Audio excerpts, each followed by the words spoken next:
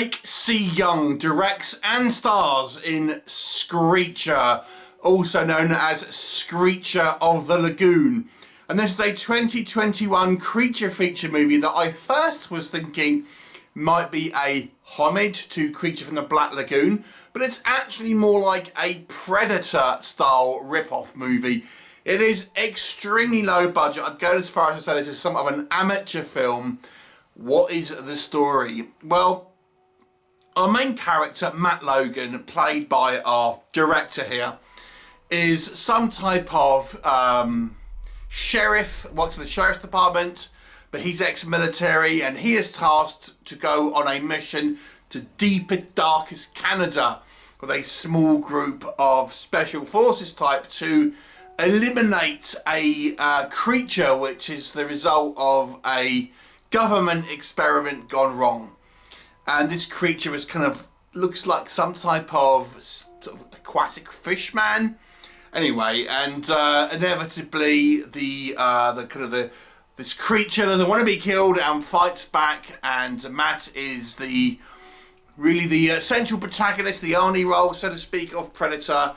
But there is also possibly government ways that want to cover all this whole thing up and want to keep everyone kind of silent. What will happen? You'll have to watch the movie and find out. So, let's discuss. So this is a very low budget movie. The budget, according to IMDb, is $25,000. It looks more like $1,000 to me, if you want my honest opinion, around that sort of budget. Can I say anything positive? The creature mask looks kind of cool. It looks like it might be shot bought, to be brutally honest with you, but I still kind of quite liked its kind of Gilman aesthetic. You know, it's fun for a rubber creature mask. That's kind of it, to be brutally honest with you.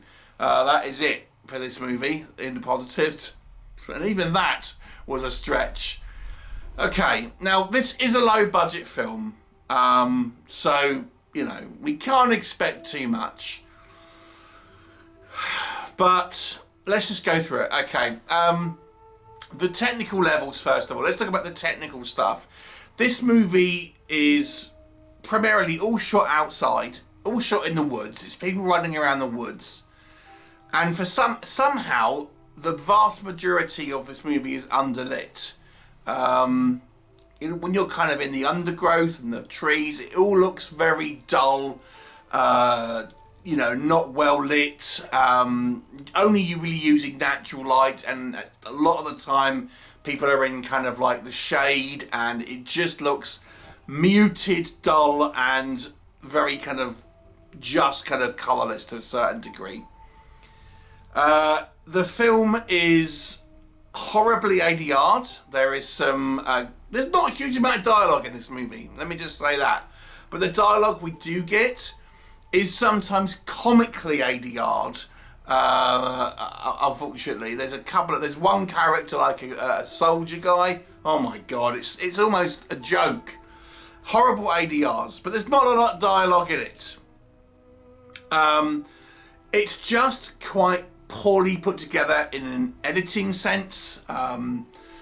So the technical elements here are quite poor. The actual craft of the filmmaking, you know, we have this kind of creature and there's a couple of kind of fight scenes. The fight scenes are very unengaging, very, you know, obviously I understand there's budgetary issues there, but it's just like a rubber monster kind of like pretending to manhandle someone and things like this. We've got like CGI muzzle flashes that look like they're static whilst the gun is kind of like slightly moving around and things like this. There's so many kind of just like small technical issues in this movie. The acting is nothing to write home about. Let me just be kind and say that. It's, you know, the story and the pacing is probably the weirdest issue here. The story, as simple as the story is, it still manages to really not make sense. I won't go into spoilers, but suffice to say there's some odd choices here. just to give you one, there's a 2-month time jump in this movie where Matt is still in the Canadian jungle, you know, trying to track this creature, and thinking, what is going on? The story elements here are just nonsensical. It's just all over the place. The creature, like I said, I kind of like the mask. I'm trying to be kind here. Yeah, in the mask, if you were to wear that on Halloween, it would look cool. But our monster has just got this, like this rubber mask, rubber hands, and then like fatigues, military fatigues. It's just terrible. It's just terrible.